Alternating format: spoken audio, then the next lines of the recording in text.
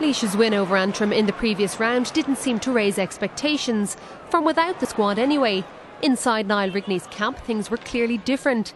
Less than 3 minutes on the clock and Owen Costello's point was their third in succession. Limerick weren't even out of the blocks yet. Less than 4 minutes in and the Munster side remained stunned and Laois went for the jugular. Costello charging goal bound. Brian Murray initial effort out but not the second. By the 6th minute, the Leinster Minnows were 1-5 to no score in front. Limerick finally began to settle and got some points on the board. Gavin O'Mahony and Paul Brown with a devastating run closed the gap to 4. But still, Laois weren't rattled, and their full forward, John Brophy in particular, was troublesome for the Limerick defence.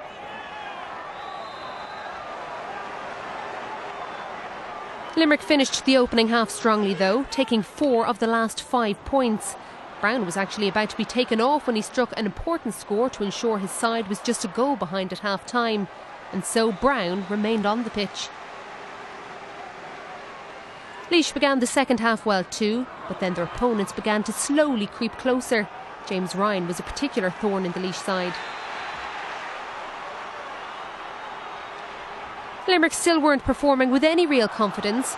Wides were abundant and they relied heavily on the free taking of Andrew O'Shaughnessy to draw them level on the hour. The corner forward also pitched in from play. His fine score with 5 minutes left had them ahead for the first time. Laois tried to strike back, but the experience of the Limerick men told in the end. Donny Ryan and Dave Breen tagged on late points to secure a victory the Munster side hardly deserved. Heartache for Laois, 20 points to 114. Limerick marched to the quarter-finals. I'll tell you, that was close. I mean, in all fairness to Laois, they played outstanding hurling. Their movement, their striking, their scores, their teamwork.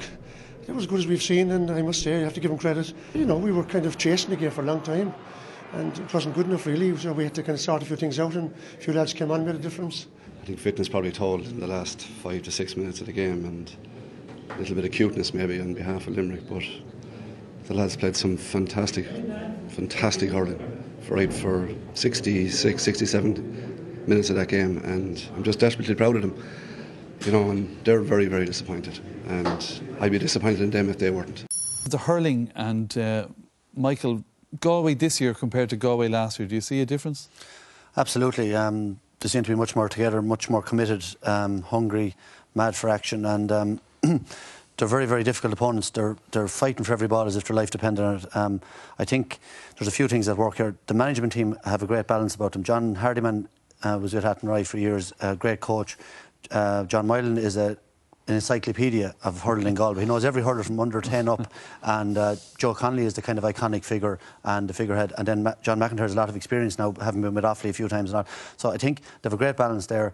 They're mad into it, and they're Spiritisher, there's no comparison, and the Portumna influence is huge as well. I think with them winning the 2 Club All-Irelands in a row, it's giving confidence to these lads. These Galway players have never won anything at senior level, so they're looking up to the Portumna lads for leadership, and they're certainly getting it from the Cannings. And Andy Smith is a big fine disher, Owen Lynch, and Chunky Commander, Chunky Hayes yesterday played a big part. So I think the Portumna influence is huge as well. Well, speaking of that influence, Declan, are they too reliant on Joe Canny? Well, we've said that for many games, from the Cork game last year right through to yesterday, but obviously Joe's always going to make a contribution, and his frees alone are they're vital to Galway progressing. But yesterday you had a few more lads coming up. Damien Hayes got 3 points, 2 wing forwards got 2 points, Gerard Farragher got a point from midfield. So there's a lot more of a spread from the rest of the forwards, which will have to be for the rest of the game.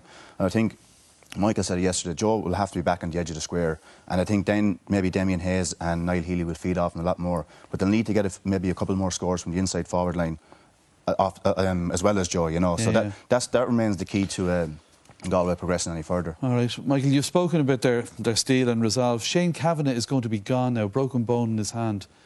He'll be a big loss. They'll have to change around there. Yeah, he is, because one thing I noted yesterday was when they lost the wing back Adrian Cullinan, they had to bring back Owen Lynch from midfield. So obviously straight away there was a problem with sub backs, and I said that yesterday in the coverage. So now they're again, but the only thing is Eugene McEntee was full back for Portumna in the last 2 Club All-Irelands. Now it's a big step up to inter-county level, especially this late into the season. But he is a ready-made replacement, and he's a natural full back. But Shane Kavanagh, I thought this year, he's always been a very, very good hurler, but he's developed into an inter-county. The bit of maybe doggedness and ruthlessness that you need to be an inter-county full-back.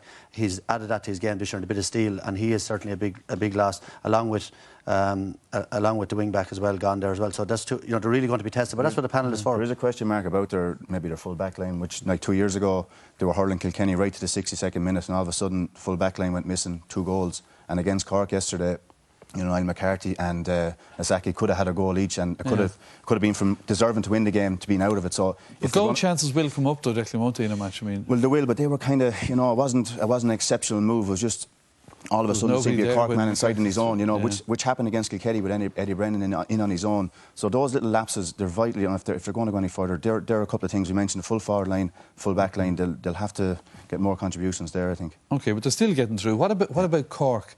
Obviously, the strike was a factor. It had to be, of course. How big a factor was it, Michael? I think it was a factor, but I think the biggest thing is this Cork team. They've been a phenomenal team for the last 10 years.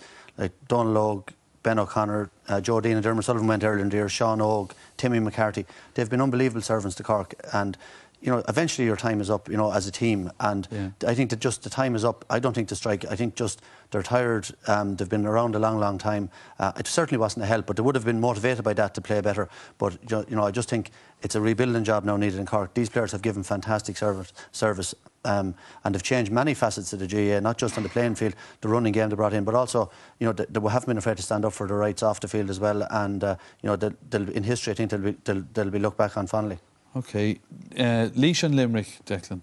Yeah. And Laois beat Antrim, upset the apple cart. By God, they nearly did it again last night. Yeah, well, that's it. I mean, it just goes to prove that there is talent in Laois, but I think down through the years, the infighting in Laois between different clubs and just a lack of unity. You can see it in Galway this year. They have unity, and it's really helping them progress. I think in Laois, I don't think their numbers have been that great in training, but look what they can do with, you might say, a half an effort in